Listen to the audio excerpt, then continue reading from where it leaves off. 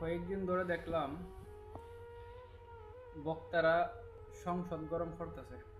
ভালো, অনেকদিন পরে নতুন খাবার দাবার খেতে পড়ছে, তো একটু নতুন নতুন চর্বি হয়েছে, যে কারণে সংসদ একটু উত্তপ্ত। ভালো, সংসদ উত্তপ্ত না করিয়া সংসদের মধ্যে পরিসংখ্যান দিয়া তেলের জ্বালানি সংকট কিচ্ছু নাই, এবং আমাদের অর্থমন্ত্রী সহ যতগুলা মন্ত্রী আছে, যে এত সুন্দর করে বানিয়ে বানিয়ে কি সুন্দর মিথ্যা কথা বলে।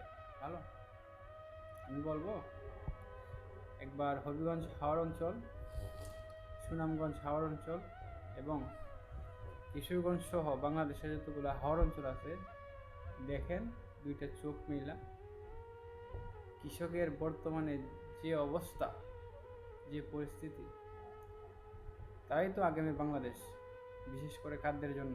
আজকে যদি কৃষকরা না বাঁচে, তাহলে অবশ্যই খুব কঠিন দুর্ভিক্ষ আমাদের জন্য অপেক্ষা করতেছে, শুধু সময়ের অপেক্ষা। তো শিলং কাকুকে বলবো সংসদ গরম না করে কৃষকদের কি ভর্তুকি দেওয়া যায়, কৃষিকে কীভাবে বাঁচিয়ে রাখা যায় সেই চিন্তা করেন, বন্ডামি বাদ দেন।